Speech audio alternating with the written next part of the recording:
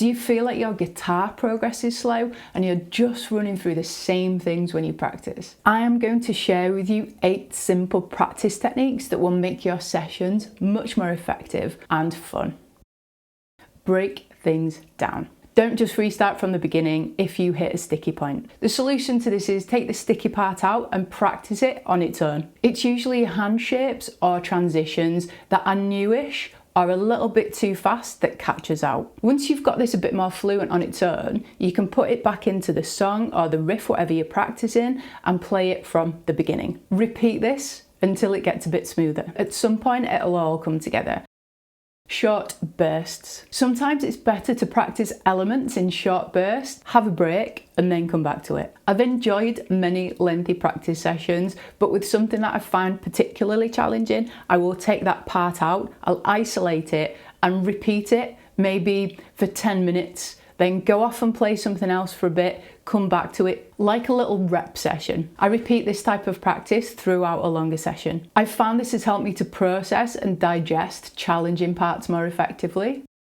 Learn to start from different sections. If you only ever start from the beginning and play a section in order, it becomes almost impossible if you make a mistake to pick it up from where that mistake is and play it from then. The tendency is then to need to go back to the beginning. We remember things as a sequence, so the best way to counteract that is to shake it up a little bit. Practice starting from different sections of a riff, different sections of a solo, different sections of a song. It will help you to digest the song much more effectively. Then you've got different anchor points throughout the song and you can pop it back together, but if you make a mistake, you'll be able to find your spot very quickly. It helps you to see a piece of music from different angles. Slow down. If you can't play something accurately and in time slowly, the chance that you'll be doing it justice by speeding it up at that point is very unlikely. Don't be in a rush to sound like the recording or your favourite guitar lick. Be in a rush to have good timing and rhythm. This is a fantastic way to embed something much further. The act of slowing it down and processing it will make it sound so much more fluent once you speed it back up. Play along to something else. If we only ever play on our own, there's a tendency to not be able to hear things like small hesitations that you put between chords or the fact that you may be speeding up as a song progresses.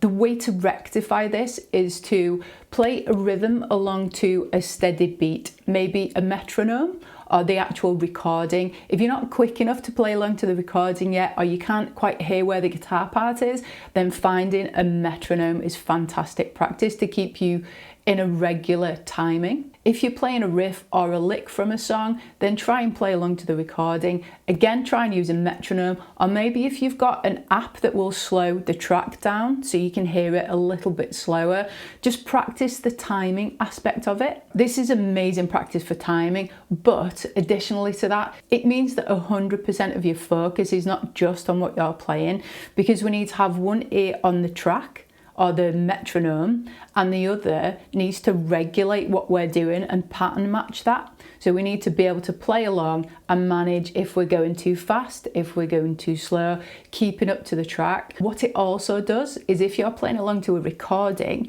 you'll start to pick up on the nuances and the accents, the inflections that the guitarist is playing within the song or the beat. This helps you to learn it even deeper and more expressively.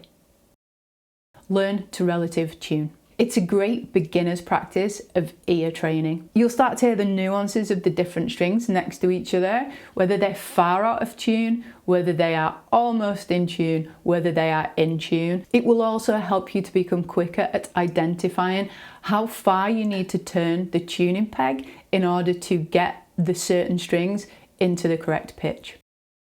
Spare strings. Strings break. They break when you're not expecting. To have your practice session cut short and have to wait for days while you order and get delivered a new set of strings is really disappointing. Buy 2 or more sets so that you have a string stash just in case. Imagine working really hard on something and then the day that you're going to play that comes, maybe you're serenading somebody, maybe you're playing an open mic and your string breaks and you've got no spare strings. Ouch.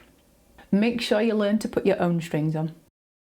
Have your guitar available. Have it somewhere easy to pick up. It doesn't have to be out of its case, but it needs to be in your eyeline or somewhere you are walking past and can easily get to. Don't pack it into the corner of a room behind the sofa. Don't pack it away for tidiness. I keep mine on a wall mount, so I can just grab those guitars when I'm walking past. You'd be amazed how much more often you'll pick that guitar up, even if it's just for 5 minutes, by the fact that it is there and accessible. In this lesson, I take you through 5 reasons that may be slowing your chord changes down and how we can do something about it.